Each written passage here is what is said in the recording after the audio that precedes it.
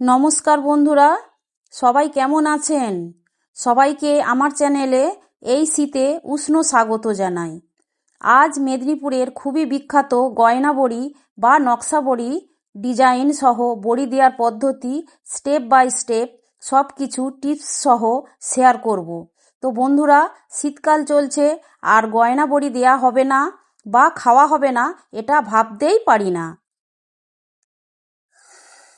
এটা বহু প্রাচীন একটি কুটির শিল্প পশ্চিমবঙ্গের। এই নকশা বড়ি ভেজে আপ্যায়ন করা হয় বাড়িতে অতিথি এলে, আর অর্থ উপার্জন করেও থাকে গ্রামের মহিলারা। তো বন্ধুরা, কিভাবে খুব সহজেই এই বড়ি দিতে পারবেন সেটাই চলুন শেয়ার করি। সর্বপ্রথম বিউলির ডাল ভিজিয়ে রাখতে হবে আগের দিন দুপুর থেকে। আমি এখানে 400 গ্রাম ডাল খুব ভালো করে 2 থেকে 3 বার জল চেঞ্জ করে ধুয়ে পরিষ্কার করে জল দিয়ে ভিজিয়ে রেখেছিলাম। খুব সকালে পেস্ট করে নিতে হয়। শিলনোড়া বা মিক্সিতেও আপনারা করে নিতে পারেন আপনাদের সুবিধা মতো, তবে শিলনোড়াতে বেশি ভালো হয় বড়িটা। তো আমি এখান থেকে জল ছেঁকে একদম মিক্সি জারে করে তুলে নিচ্ছি। দেখুন, আমি খানিকটা আগেও বেটে নিয়েছি, আপনাদের দেখানোর সুবিধার্থে আমি এটা করছি। এবার খুব জল অল্প দিয়ে বেটে নিতে হবে, যতটা না দিলে নয় মিক্সি ঘুরবে না এমন ভাবে বেটে নিতে হবে। এবার আমি করছি কি দেখুন, এখানে আমি কাঁসার থালা নিয়েছি। অন্যান্য থালাতেও এটা করা যেতে পারে, তবে তুলনামূলকভাবে কাঁসার থালাতে বড়িটা ভালো উঠে। এখানে আমি তিল ছড়িয়ে নিচ্ছি, এইভাবে অল্প অল্প দিয়ে ছড়িয়ে নিতে হয়। দেখুন, এই বড়ি পোস্ত বা তিলের ওপর করা যেতে পারে।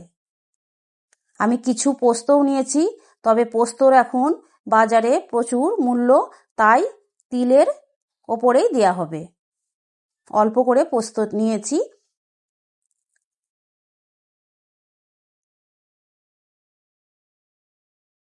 শেষকালে একটু ট্যাপ করে নিতে হয় যাতে সুন্দরভাবে তিলগুলো বসে যায়।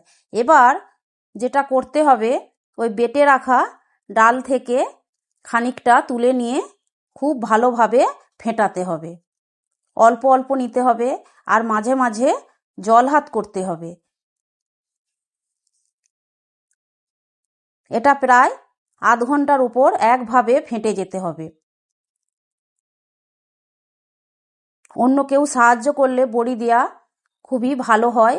একজন ফেটে দেবে আর একজন পাশে শুধু বড়ির ডিজাইনগুলো দেবে। আমি এদিকে একটা প্লাস্টিক নিয়েছি, আর এখানে দেখুন কয়েকটি আমি চোঙ নিয়েছি। যেটা বেশি খুব বড় সেটা টোপা বড়ি বা কুমড়ো বড়ি হয়, আর মিডিয়ামটা আমি এখানে দিয়ে নিচ্ছি।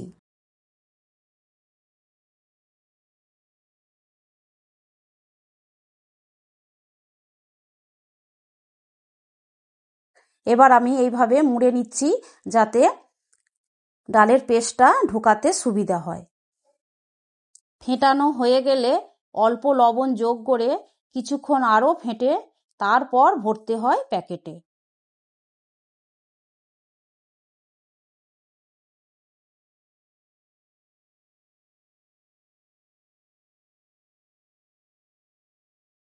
আর এখানে একটা বাটিতে জল ও কাঠি নিয়েছি, এটা বড়ির ডিজাইনের সময় লাগতে পারে। তো দেখুন, আমি ডাল ফেটানো হয়ে গেছে, আমি প্লাস্টিকে ঢুকিয়ে নিচ্ছি। এবার আমি প্লাস্টিকটা দেখুন কিভাবে আমি নিচ থেকে চেপে চেপে ওপরে তুলে নিচ্ছি, আর পাকিয়ে খুব শক্ত করে চেপে ধরতে হবে।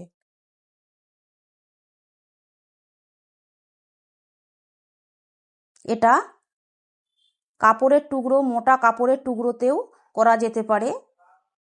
আর যদি বাড়িতে তেলের প্যাকেট বা মোটা কোনো প্লাস্টিকের প্যাকেট থাকে তাহলেও আপনারা এইভাবে করে নিতে পারেন। তো এবার শুরু হবে বড়ির ডিজাইন। তো দেখুন,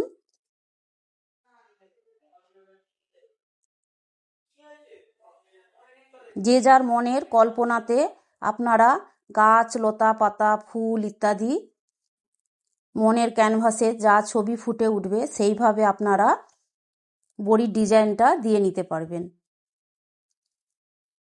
আমি সিম্পল কয়েকটি ডিজাইন দেখাচ্ছি।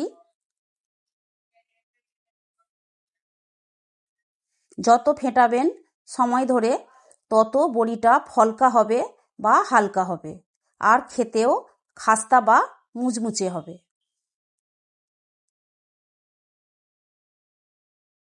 এই বিউলির ডালের উপকারিতা আপনারা অনেকেই হয়তো জানেন। এর সাথে তিল ও পোস্তর উপকারিতাও আপনারা পেয়ে থাকবেন। এই বড়ি ভাজা খাওয়ার সাথে সাথে আপনারা পুষ্টিটাও পাবেন। তো দেখে নিন ডিজাইনগুলো। এইভাবে পাক দিয়ে দিয়ে এই বড়ি দেয়া হয়।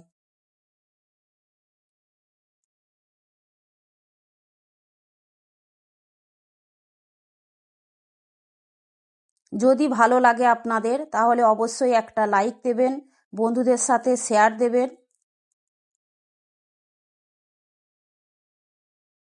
আর নতুন বন্ধু হলে অবশ্যই সাবস্ক্রাইব করে পাশে থাকবেন।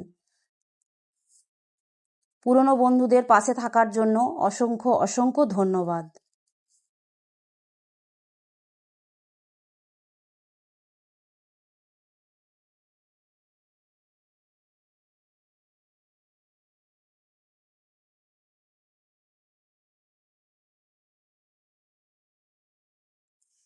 আর এই বড়ি ছাওয়ায় বসে দিতে হয়,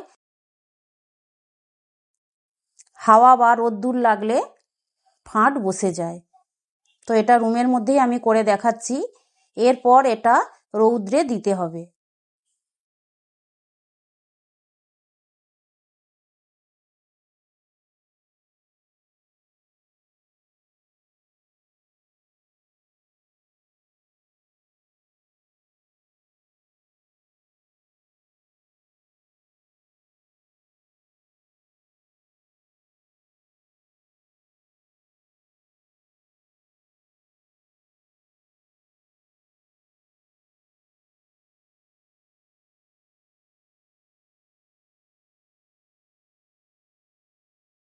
এ বড়ি খুব যত্ন নিয়ে বানাতে হয়,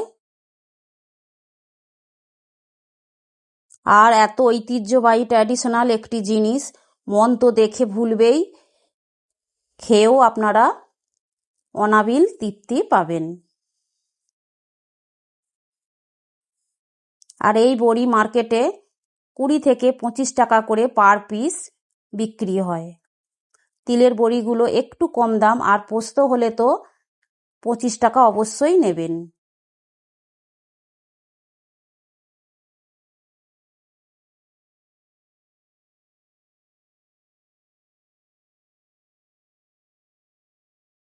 সারা রাজ্য জুড়ে এই বড়ি ডিমান্ড এসেছে।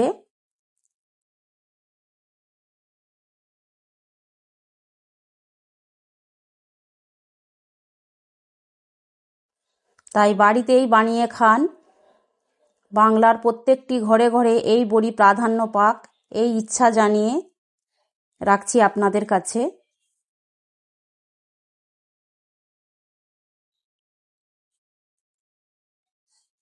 দুপুর 12টা বা 1টার মধ্যে আপনারা এই বড়িটা রোদ্দুরে উল্টিয়ে দেবেন। দেখুন আমি পাতলা একটা খুন্তি নিয়েছি, এখানে খুব সাবধানে এরকমভাবে উল্টে নিতে হয়। আমি প্রথমে পোস্তর থালাটা নিয়েছি,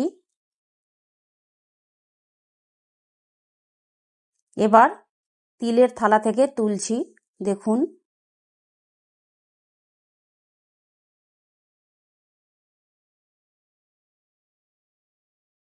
মোট 2 দিন লাগে এই বড়ি শোকাতে। প্রথম দিন দুপুর 1টা-1:30টার সময় এভাবে উল্টিয়ে দিতে হয় রৌদ্রে, আবার বিকেল 4টে, 4:30টার মধ্যে তুলে নিতে হয়। দেখুন আমি 2 দিন পর দেখাচ্ছি আপনাদের। এগুলো পোস্তর বড়ি, এগুলো পোস্তর।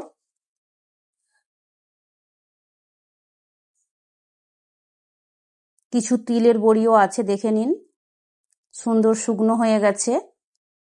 এগুলো একটু হালকা কাঁচা আছে, তাই এগুলো একটা একটা করে রোদে দিয়েছি। যখন বড়ি শুকনো হয়ে আসবে তখন অনেকগুলো বড়ি একসাথে দেয়া যেতে পারে, তাহলে বড়িগুলো ফাটবে না। আর রৌদ্রে যখন থাকবে তখন একটা হালকা কাপড় দিয়ে দেবেন, তাহলে বড়িতে ফাট ধরবে না। দেখুন এবার আমি ভেজে নেব। তো কড়াই গরম করে তেল দিয়ে দেব, অবশ্যই সাদা তেল দেবেন। দেখুন পোস্তর বড়িও নিয়েছি, তিলের বড়িও নিয়েছি।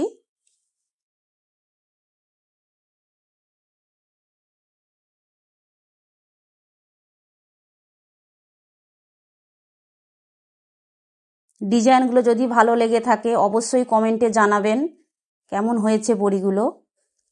তেলে একটা একটা করে ছেড়ে দিচ্ছি।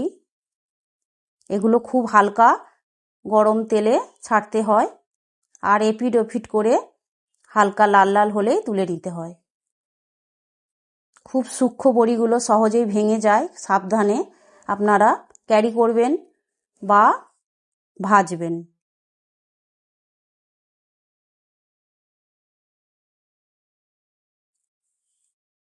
প্রথমে সহজ পিঠটা দিতে হয়, তারপর পোস্ত বা তিলের পিঠটা শেষে দিতে হয়, তা না হলে পোড়া লেগে যাবে।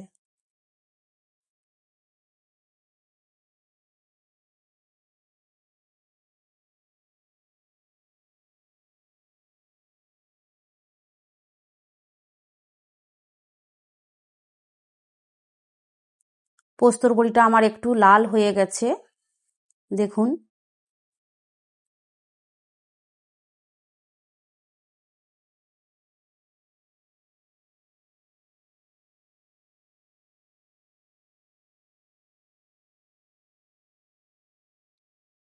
বড় বড়িগুলো একটা একটা করে ভেজে নিলে সুবিধা হয়, তা না হলে ভেঙে যাবার সম্ভাবনা থাকে।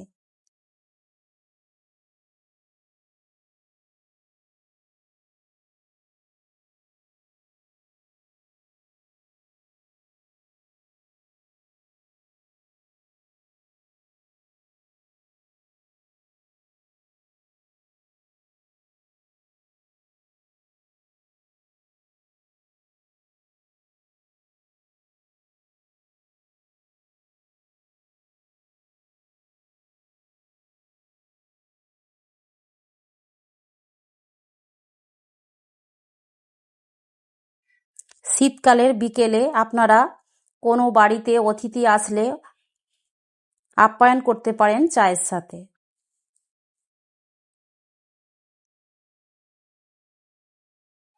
আপনারা প্রশংসা পাবেই, আমি কথা দিচ্ছি। তো দেখুন আমি চা রেডি করে আপনাদের দেখাচ্ছি। চায়ের সাথে বড়ি জাস্ট অসাধারণ। একটু ভেঙেও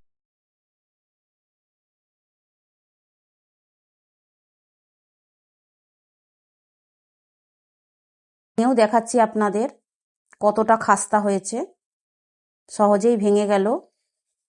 এই বড়িটা যদিও ওই দিনেরই তোলা ছিল। ভালো থাকবেন, সুস্থ থাকবেন।